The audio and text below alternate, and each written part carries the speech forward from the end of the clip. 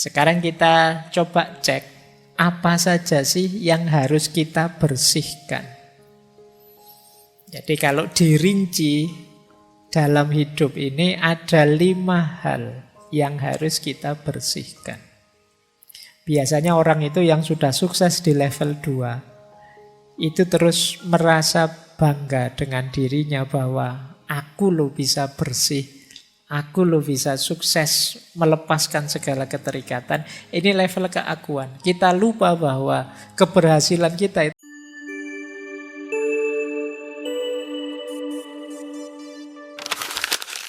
Assalamualaikum warahmatullahi wabarakatuh. Bismillah, mari kita lanjut lagi belajar kita, ngaji kita.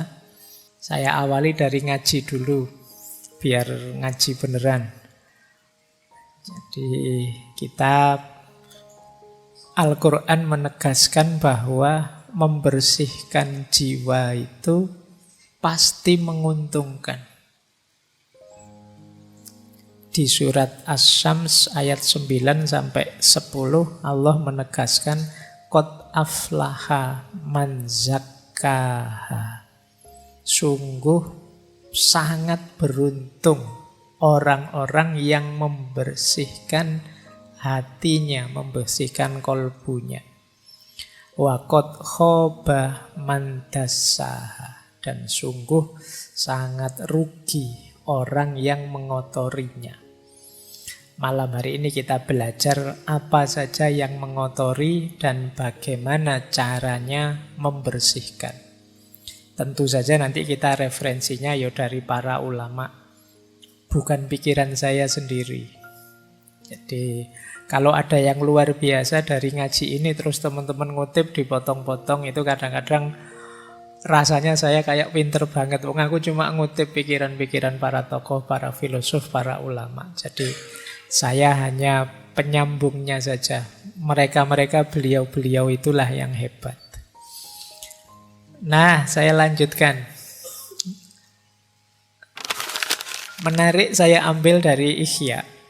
Tanda-tanda jiwa kita masih kotor. Yang pertama apa? Kesulitan menjalankan fungsi ilmu, hikmah, dan makrifat. Ngaji sih saya tiap hari Pak, tapi kok menjalankannya kok berat ya Pak. Jangan-jangan jiwa kita masih kotor. Perlu ada yang dibersihkan. Jadi mungkin teman-teman, Pak saya itu ngaji filsafat sudah hampir 400 sesi saya ikuti sejak awal sampai akhir. Saya kok gini-gini saja ya Pak, nggak naik-naik kelas. Jangan-jangan ada kekotoran, ada yang harus kamu bersihkan dulu. Kan sering saya ilustrasikan itu, wadah yang kotor itu diisi barang bersih berapapun, yang bersih ketika masuk akan terkontaminasi jadi kotor. Maka coba dicek. Kok saya merasa ilmu saya tambah tapi kualitas diriku tidak nambah? Jangan-jangan masih ada kotoran-kotoran. Coba dicek. Apakah dosanya itu di anggota tubuh, dosa dan maksiat, ataukah terlalu fokus pada duniawi, lupa Allah dan lain sebagainya. Saatnya introspeksi. Yang kedua, tidak bisa menikmati ibadah. Jadi ya sholat sih, ya puasa sih, ya zakat sih, tapi rasanya beban. Ini berarti belum bisa menikmati. Baru nongkrong sebentar, sudah adzan isya. Kok ya cepet ya. Nah itu rasanya beban. Krungu adzan ini rasanya aduh. Akhirnya kan kamu cepat-cepat ingin sholat biar bebas tugas. Nah ini berarti kamu belum bisa menikmati ibadah. Para penceramah itu mungkin sebentar lagi akan banyak yang isinya man fariha bidukhuli Ramadan. Barang siapa yang gembira dengan datangnya Ramadan, dia bisa bebas dari api neraka. Terus kamu pura-pura gembira padahal kamu gerundel. besok tidak bisa makan siang-siang ini. Wah berat sekali nanti kuliahku. Asam lambungku bagaimana? Pokoknya kamu khawatirnya banyak, tidak ada gembira-gembiranya. Ibadah kok rasanya berat. Coba dicek. Jangan-jangan ada sisi-sisi kotor yang harus dibersihkan. Entah di sisi yang mana. Dalam diri kita, teman-teman lebih tahu lah. Tidak usah cerita-cerita ke saya juga, nanti malu. Coba dimuhasabai sendiri. Saya ada kekurangan di mana, ada kekotoran di mana. Kok ibadahku berat rasanya. Rasanya masih beban. Kemudian ada lagi yang ketiga. Asik malahan sibuk dengan hal-hal yang tidak berarti. Tidak ada maknanya. Nah, coba dihitung. Dalam sehari kesibukan kita yang memang urgent, penting, bermakna, bermanfaat berapa persen? Kok lebih 50% aktivitas kita ternyata aktivitas yang sia-sia. Tidak ada gunanya, tidak ada manfaatnya. Jangan-jangan ada banyak kekotoran dalam diri kita. Aku loh Pak, kok asiknya malah main HP, itu pun ya tidak jelas, cuma scrolling aja sejak tadi. Nah, jangan-jangan ada yang kotor dalam diri kita. Beribadah tidak asik, tapi melakukan hal-hal yang tidak ada maknanya asik. Saya itu Pak, kalau ngobrol sambil ngerokok nongkrong, itu tidak terasa berjam-jam loh Pak. Asik saja. Tapi kalau sholat mau pikir sebentar saja kok ya rasanya berat. Subhanallah 33 kali itu rasanya kayak 3 kali. Cowopet subhanallah, subhanallah. Sudah 33. Tidak dinikmati sama sekali. Coba dicek. Jangan-jangan ada kekotoran. Nah, ini juga. Ada sesuatu yang kita cintai sangat dalam. Melebihi cinta kita pada Allah. Jangan-jangan masih ada kekotoran dalam diri kita. Kan biasa sebenarnya tiap orang itu punya ambisi, punya keinginan, punya cita-cita. Tapi rumusnya seperti saya bilang tadi, finalnya tetap harus Allah. Jadi Pak Opo tidak boleh mencintai sesama, mencintai yang kita cintai. Cintai saja, tapi jadikan cinta itu bagian dari cinta kita kepada Allah. Karena Allah Sang Maha Cinta. Dia menyukai aktivitas mencintai, maka aku pun mencintai. Jadi kita melakukan aktivitas mencintai itu bagian dari kepatuhan kita kepada Allah. Nah, cuma kok nanti ada yang kita cintai melebihi Allah atau justru membuat kita lupa pada Allah. Saking cintanya dengan HP, dengan main game, dengan nonton TikTok, dengan YouTubean, dengan Spotify-an, porsinya untuk Allah lama-lama habis. Ya tinggal sholat saja. Sholat pun kadang juga tidak sadar hadirnya Allah. Nah itu coba dicek lagi dalam diri kita, jangan-jangan ada kotoran-kotoran. Yang terakhir, berlebihan. Jadi perilaku-perilaku yang berlebihan apa saja. Kan dulu di filsafat akhlak saya singgung bahwa segala yang berlebihan itu jelek. Bahkan baik berlebihan pun jelek. Makanya kalau kamu nembak kan biasanya kalau ditolak jawabannya kan, wah kamu terlalu baik buatku. Jangan dikira terlalu baik itu positif, negatif. Karena segala yang terlalu itu jelek. Makanya kalau kamu dijawab begitu, itu kamu jangan bangga. Wah aku ini sangat terlalu baik, berarti tidak terlalu baik, negatif. Oh, dia pinginnya yang pas kok, yang baik, cocok. Nah kalau terlalu baik ya melampaui sudah. Baik, jadi ketika ada keberlebihan, kemungkinan ada yang kotor. Jadi perilaku yang berlebihan dalam hal apapun. Menghargai orang itu bagus, tapi saking menghargainya sampai memuji-muji, sampai menyembah-nyembah kebablasan jelek. Benci orang itu manusiawi, ada orang kita suka, ada orang kita tidak suka. Tapi kebencian yang berlebihan sampai kita tidak rasional, sampai kita tidak manusiawi, pasti jelek. Nah, ini bahan untuk kita introspeksi, jangan-jangan masih ada yang kotor. Jadi di antara tanda-tanda kotornya jiwa itu kita sulit menjalankan hikmah ilmu yang kita miliki. Kita berat dalam beribadah, tapi asyik dalam hal-hal yang tidak bermakna. Ada yang selain Allah yang kita cintai sedemikian rupa, dan kita suka berlebihan dalam banyak hal. Nah, kalau ada gejala-gejala ini, ya ayo segera muhasabah. Ada sisi kotor apa dalam diriku yang perlu aku bersihkan. Jangan-jangan masih ada sombong, jangan-jangan masih ada iri, jangan-jangan masih ada dengki pada orang, jangan-jangan masih ada rasa benar sendiri, egois, dan lain sebagainya. Itu kotoran-kotoran jiwa kita. Nah, ini menarik dalam Ihya itu, nanti kalian boleh setuju, boleh tidak ya. Ini cuma yang punya pendapat Imam Ghazali. Ini rangkaian dorongan syahwat yang negatif, yang bisa membawa bencana. Syahwat paling dasar itu syahwat perut. Kebutuhan perut, ya kebutuhan gizi, makan biar tidak stunting. Ya. Jadi kebutuhan syahwat perut ini elementer. Orang itu yang pertama kali dibutuhkan ya syahwat perut ini.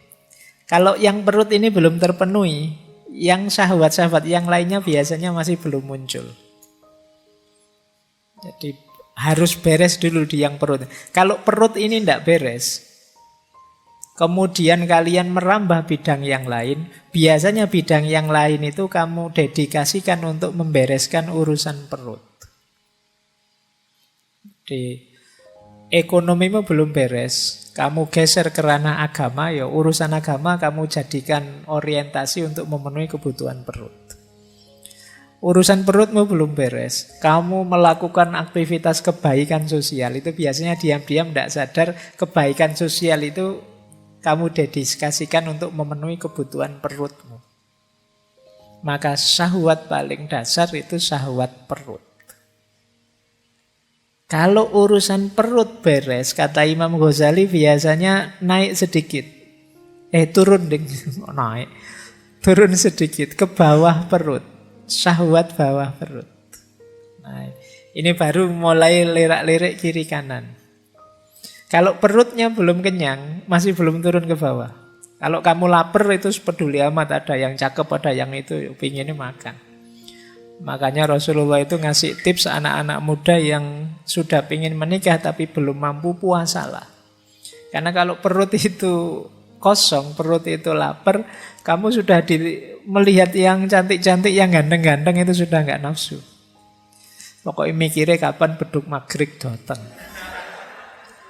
Nah, tapi kalau perut beres baru mulai sudah nafsunya naik.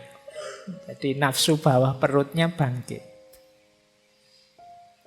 Kalau yang kedua ini juga terpenuhi, biasanya terus naik juga satu level lagi, muncul syahwat tentang harta dan kedudukan. Jadi mulai mikir status, mulai mikir kepemilikan. Aku harus kaya, aku harus berkedudukan. Kalau kemudian terpenuhi syahwat kedudukan dan harta ini, muncul penyakit lanjutannya, riya, sombong, pamer. Kalau riya, sombong, bermegahan, pamer ini muncul, biasanya hadir juga temannya. Dengki, memusuhi orang, iri. Karena ada orang lain yang juga seperti itu, punya status yang tinggi juga, punya kedudukan yang tinggi juga, terus kita jadinya iri. Tadinya ingin sombong, bermegahan, kok ya saingannya banyak. Muncullah dengki, iri, permusuhan. Nah ini rangkaian nafsu syahwat kata Imam Ghazali. Hati-hati dengan munculnya syahwat-syahwat ini. Ya bahwa manusiawi orang ingin memenuhi kebutuhan perutnya, ingin menikah, ingin hidup terjamin dengan harta, ingin punya kedudukan. Tapi harus ngerti kapan direm. Harus sadar juga penyakit-penyakit ikutannya. Jadi ini pelajarannya untuk kita waspada. Nah, biar tidak terlalu ditelan oleh rangkaian syahwat ini, berarti puasa bisa jadi solusi.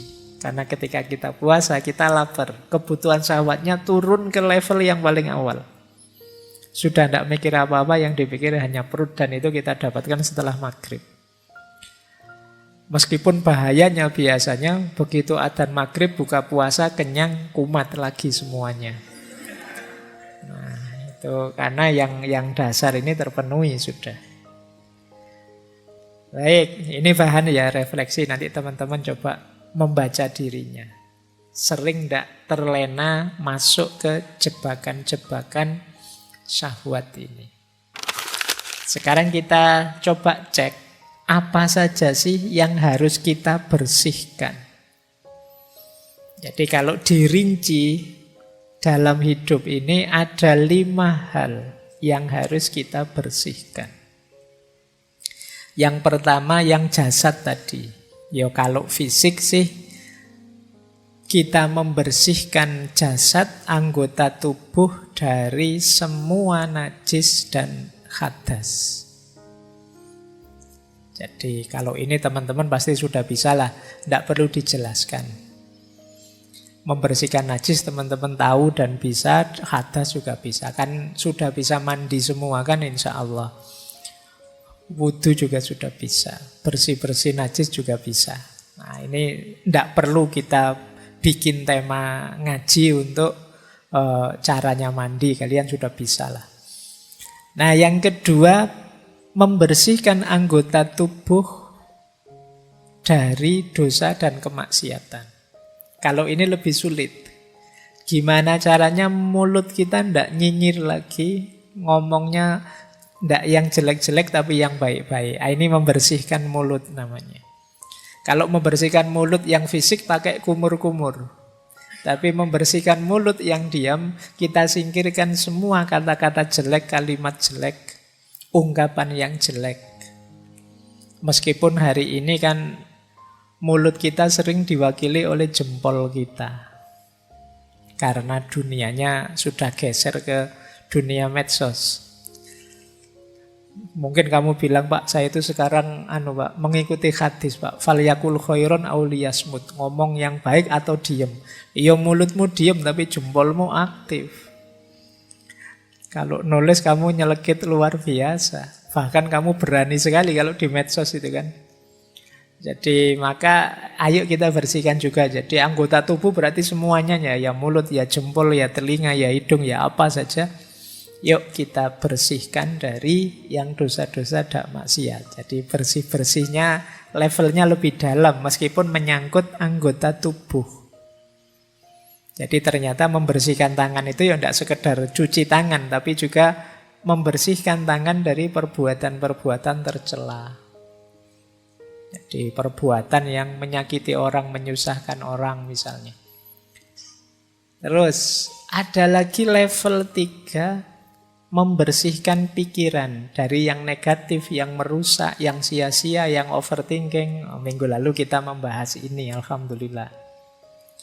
Semoga sedikit-sedikit sudah tahu teman-teman caranya bersih-bersih pikiran.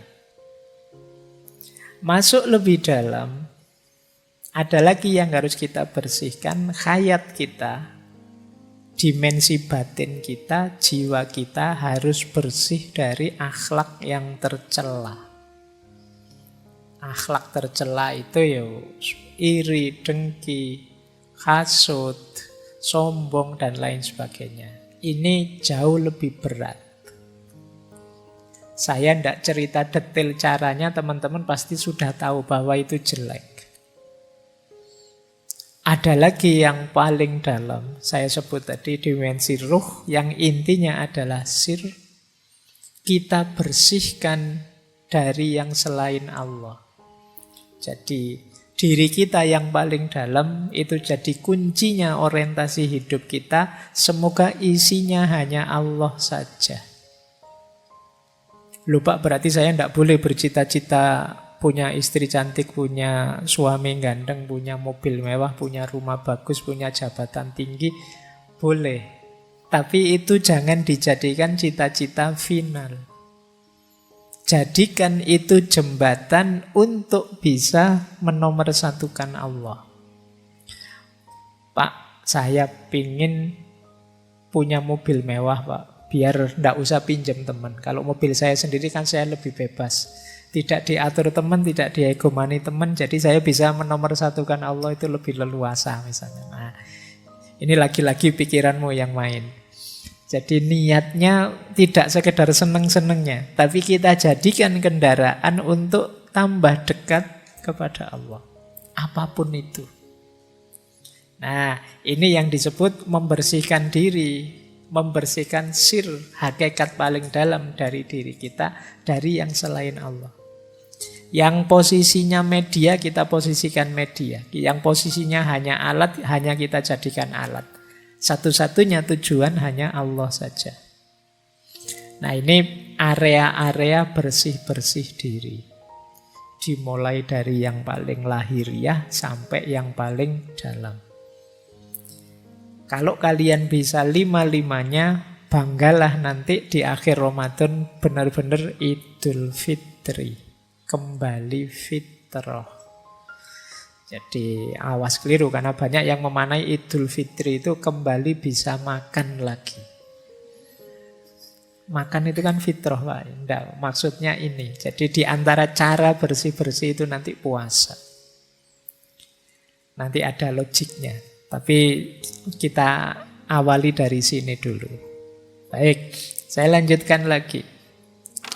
Nah, kalau dalam tasawuf ada istilahnya bersih-bersih ini. Biasanya pakai istilah tazkiyatun nafs tadi. Saya melihat ada beda-beda istilah proses tazkiyatun nafs ini, tapi arahnya sama. Kalau Imam Ghazali pakai istilah toharatun nafs, yang dilanjutkan imaratun nafs, dan puncaknya adalah nafs mutmainnah. Toharatun nafs itu membersihkan jiwa. Kalau sudah bersih, imaratun nafs. Imarah itu mengatur, mengendalikan. Jadi nafsu tadi yang sering tidak terkendali, ayo dikendalikan, bukan dimatikan ya. Dimatikan itu kalau begitu saya tidak usah makan lagi, saya tidak usah minum lagi, saya tidak kawin saja. Oh, itu namanya mematikan nafas. Nanti tidak manusiawi. Jadi Islam itu sangat manusiawi. Kendalikan, makan ya, tapi harus tahu kapan berhenti. Jangan mentang-mentang ditraktir terus manganin los. Kasihan yang traktir. Jadi harus tahu kapan berhenti, harus ngerti porsi kita sampai mana. Makan, minum, nikah. Jadi toharatun nafas, imaratun nafas. Kalau kita bisa imaratun nafas, termasuk mengendalikan keinginan, insya Allah akan lahir nafas yang mutmainnah. Jiwa yang tenang. Nah, ini rumus pertama, versinya Imam Ghazali. Jadi dibersihkan, dikendalikan, akhirnya tenang. Beda lagi rumusnya Muhammad Abduh, pembaharu dari Mesir. Kalau beliau rumusnya istilahnya agak berbeda. Kata Abduh, yang pertama adalah tarbiyatun nafas. Tarbiyatun nafas itu mendidik jiwa.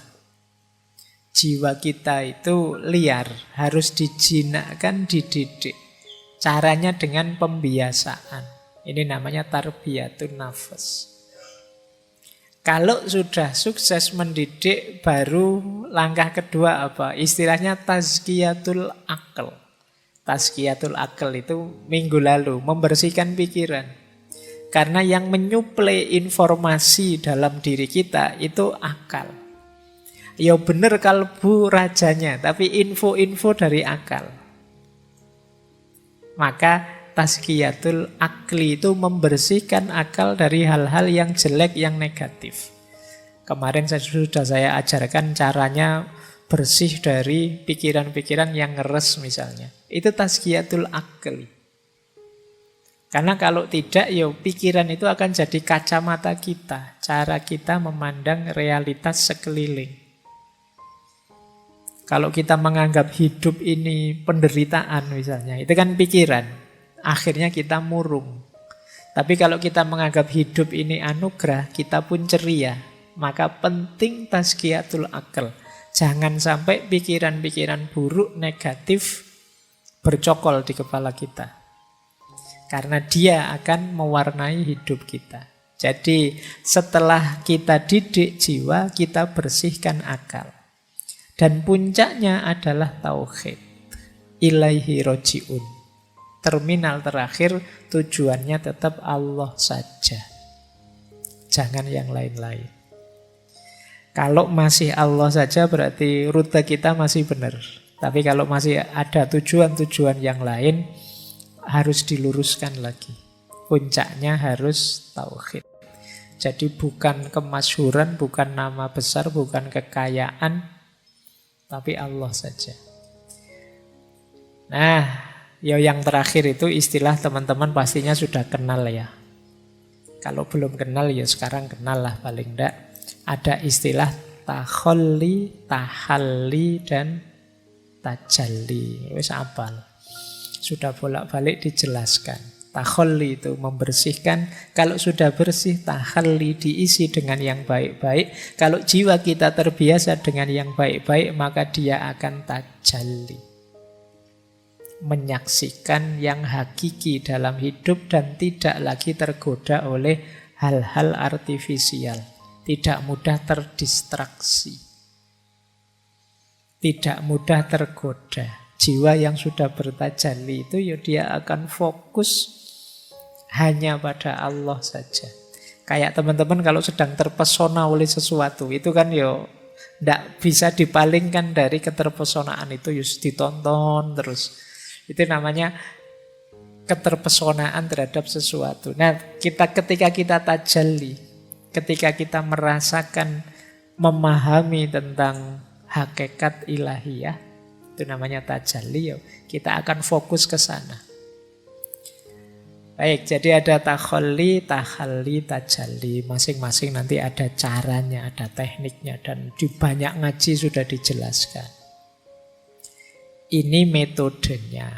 Nah, saya tidak menjelaskan panjang-panjang biar kalian tidak pesimis. Karena biasanya kalau ngaji kayak gini itu, aduh Pak, kok berat Pak. Yo, pokoknya sekarang informatif dulu, nanti direnungi mana yang bisa dijalankan, dijalankan. Nah, dasarnya tazkiyatun nafas, yang pertama kita harus tahu state of soul kita, kondisi jiwa kita. Sering saya pakai istilah kolb tadi, hati itu ada 3 istilah. Ada kolbun mayit, ada kolbun marid, ada kolbun salim. Hati yang mati, hati yang sakit, dan hati yang sehat. Kondisi jiwa kita ada di mana sekarang? Hati yang mati itu berarti kondisi jiwa kita namanya amarah. Amarah itu kondisi jiwa yang nyaman dalam keburukan. Tidak ada rasa tidak enak sama sekali kalau melakukan kejahatan. Ini kolbun mayit, hati yang mati. Menyakiti orang tapi seneng. Rasakno kamu. Nah, itu berarti amarah. Kolbnya kolbun mayit.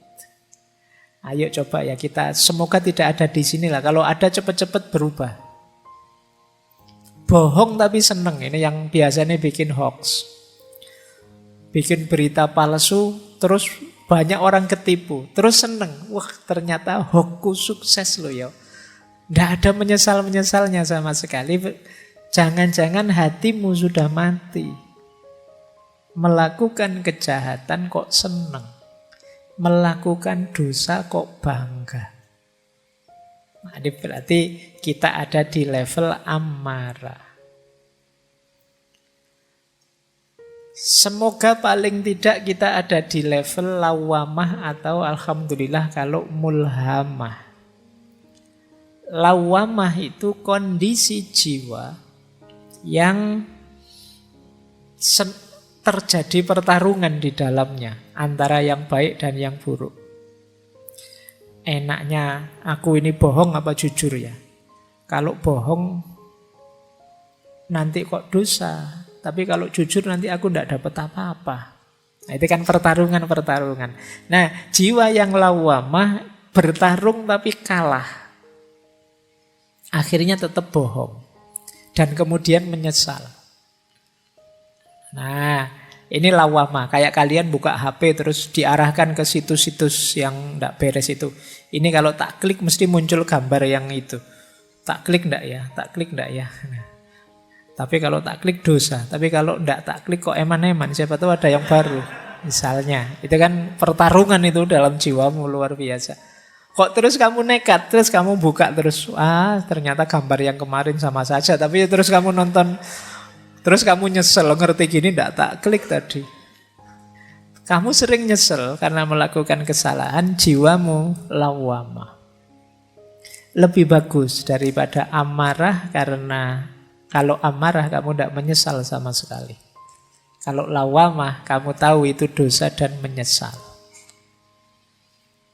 Alhamdulillah kalau sudah mulhamah. Mulhamah itu ya satu akar kata dari alhama yulhimu ilhaman. Dianugerahi oleh Allah ilham untuk milih kebaikan. Pertarungan ya, terjadi pertarungan milih yang benar apa yang salah dan kamu milih yang benar. Ini berarti kondisi jiwa yang mulhamah. Lebih positif. Tapi baik lawamah maupun mulhamah namanya kolbun marid. Hati yang masih sakit, masih ada penyakitnya, masih ada kotorannya. Buktinya apa? Masih ada pertarungan dalam jiwamu. Hati yang benar-benar sembuh, levelnya adalah mutmainnah. Kalau mutmainnah, tidak ada pertarungan lagi. Otomatis kamu akan milih yang baik. Kok ada tawaran di HP seperti tadi, langsung ditinggal, tidak pengen nyoba-nyoba. Jadi kamu menghindari yang jahat dan nyaman dengan yang baik. Jiwamu jiwa mutmainnah. Ini yang disebut kolbun salim. Nah, sebelum bersih-bersih coba kamu cek. Kalau jiwamu kondisinya amarah, kolbun mayit, perjuanganmu agak berat. Karena kamu harus menghidupkan lagi hatimu. Kamu harus, kalau komputer itu kamu harus mereset terus diinstal ulang. Tidak bisa tiba-tiba ditambahi perbuatan-perbuatan atau cuma di uninstall beberapa softwarenya. Ini mungkin install total itu harus dibuang semua, isinya diganti yang baru. Dan ini berat. Kalau kamu ada di kolbun marid, hati yang sakit karena masih ada kotoran-kotoran sedikit-sedikit, nah di sini tazkiyatun nafas yang tadi kita sampaikan bisa dipakai tips-tipsnya. Alhamdulillah kalau sudah mutmainnah. Kalau sudah mutmainnah tinggal menjaga istiqomahnya. Jadi dasarnya ini ya nanti coba dicek. Wah, saya sudah istiqomah Pak. Ya alhamdulillah meskipun aku tidak percaya. Ya coba lah kamu cek sendiri nanti. Kalau masih ada kotoran-kotoran ayo dibersihkan. Baik, saya lanjut lagi.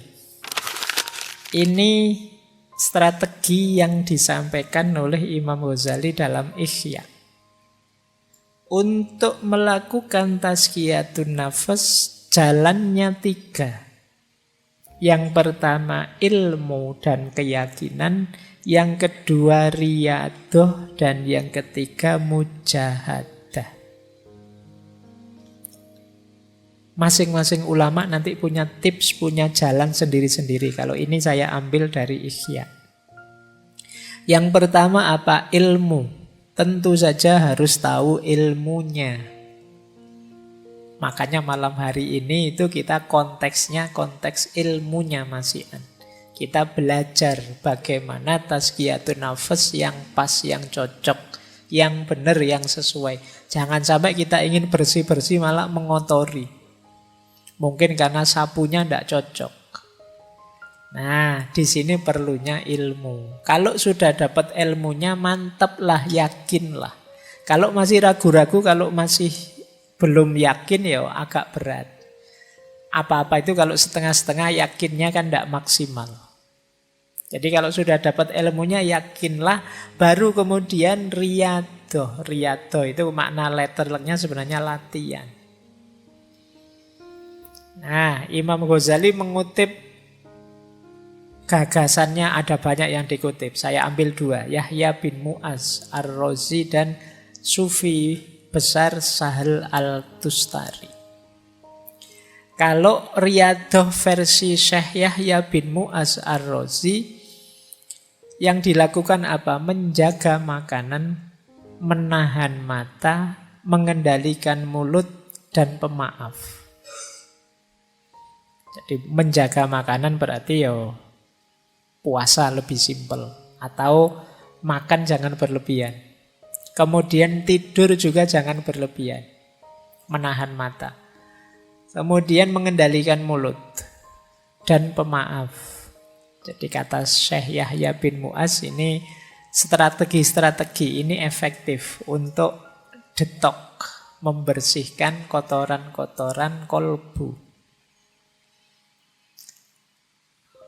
Kalau Syekh Sahal mirip saja, mengempiskan perut, menyedikitkan tidur malam, tidak banyak bicara dan menjauh dari manusia. Kenapa harus menjauh dari manusia? Ya karena godaan paling berat itu manusia. Godaan dari makanan saja mungkin tidak terlalu menggoda, tapi begitu ada manusianya yang bareng makanan itu bisa sangat menggoda. Kamu puasa, ada es teh di depanmu sak gelas, itu biasa. Tapi begitu ada orang minum es teh di depanmu, itu kan rasanya beda. Jadi, ya agak jauh lah. Manusia itu memang makhluk penggoda yang luar biasa. Jadi kata para sufi, agak menjauh sebentar. Ya mungkin semacam uzlah atau yang agak berat namanya kholwat.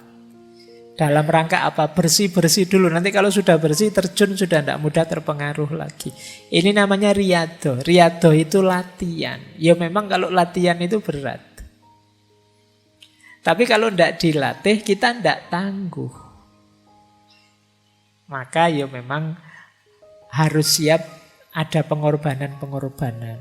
Mengorbankan waktu, tenaga, mengorbankan biaya mungkin dan lain sebagainya. Tapi harus mau latihan. Tidak senang-senang saja, tidak bisa. Pak, saya ingin tazkiyatun nafas tapi jalur santai gitu loh Pak. Yang senang-senang yang itu ya. Ya tidak jadi tazkiyatun nafas nanti. Nah kalau riyadoh bisa kita jalankan, harus diimbangi juga dengan mujahadah. Kalau mujahadah itu azam yang kuat, amal baik diperbanyak, sabar dan istiqomah. Niatnya yang kuat, diisi lebih banyak amal baik, kemudian sabar serta istiqomah. Jadi ilmu, keyakinan, riyadoh, dan mujahadah. Ini tips untuk tazkiyatun nafas dari kitab Ihya Ulumuddin. Saya lanjutkan. Kalau ini level-levelnya, ini rankingnya. Teman-teman sampai ranking berapa saya tidak tahu. Pembersihan jiwa. Ini dalam tasawuf, ya tentu saja bersih-bersih paling dasar itu bersih dari dosa, maksiat. Ini kelas 1. Kelas 1 maksudnya kelas paling awal ya, bukan kelas 1 itu kelas VIP. Jadi kelas paling dasar. Kalau kita masih belum bisa bertarung melawan dosa dan maksiat, ya naik ke level atasnya masih berat. Jangan dibantah biasanya terus, Pak, manusia itu kan wajar, makhlul khotok wan nisyan, Pak. Ngayalmu kan sering begitu. Iya, tapi maksudnya sirna segala dosa itu di batin kita tidak ada niat, tidak ada keinginan secara sengaja melakukan dosa. Tidak nabrak norma secara sadar. Itu level awal. Tahu salah ya dihindari, tahu dosa ya tidak ditabrak. Bahwa kadang-kadang ada khilaf, lupa, tergelincir secara tidak sadar. Ini manusiawi, bisa kita ikuti dengan tobat. Tapi tidak secara sengaja melakukannya. Itu level awal tadi yang dimaksud sirna segala dosa. Begitu sadar, saya salah ngomong, kepleset ngomongnya. Sebenarnya tidak pengen mesuh, tapi lihat wajahmu tiba-tiba keluar begitu saja misalnya. Ini kan tidak sadar. Nah ini terus kamu bisa tobat, tidak niat kok tadi. Beda dengan secara sengaja memang pengen mesuh niat. Nah, itu kita harus sirna dari yang ini tadi, yang terakhir, yang sengaja niat pengen menjalankan dosa. Kalau sudah lulus dari level pertama bersih-bersih, bisa naik lebih tinggi. Membersihkan diri dari segala keterikatan selain Allah. Keterikatan itu berarti ketergantungan. Bahwa kita hidup ini memerlukan macam-macam, iya, memerlukan bantuan orang lain, memerlukan dukungan orang lain, pasti yang kita bukan makhluk superpower, tapi tidak ada yang kita tergantung. Tidak ada yang kita terikat sedemikian rupa. Terikat itu berarti kalau tidak kamu saya tidak mungkin bisa begini, ini namanya terikat. Kalau tidak karena pertolonganmu teman saya tidak bisa sesukses ini, maka kamu harus nolong aku terus, ini namanya terikat. Satu-satunya keterikatan yang sah itu ya hanya dengan Allah saja. Maka hal-hal yang di luar Allah jangan sampai menghalangi kita dekat dengan Allah. Jadi level 2 bebas dari segala keterikatan. Kalau ini sukses, naik ke level yang lebih tinggi lagi, yaitu bebas dari keakuan. Biasanya orang itu yang sudah sukses di level 2, itu terus merasa bangga dengan dirinya bahwa aku loh bisa bersih, aku loh bisa sukses melepaskan segala keterikatan. Ini level keakuan. Kita lupa bahwa keberhasilan kita itu hakikatnya anugerahnya Allah, pertolongannya Allah. Nah, maka level 3 apa? Bersih-bersih aku. Kalau kita sukses di level 3, otomatis kita akan sampai ke level 4. Yang tersisa hanya Allah saja. Di level 2 tadi, yang selain aku bersih. Di level 3, bahkan aku pun bersih sekarang. Maka ketika kita bersih dari level 3, otomatis kita sekarang sampai ke level 4. Yaitu hanya Allah saja. Inilah level-levelnya tazkiyatun nafas. Ini 4 penghalang, masih dari Ihya ya. Hati-hati dengan 4 hal ini, bukan berarti kamu tidak boleh memiliki, tapi dia bisa menghalangimu dari Allah.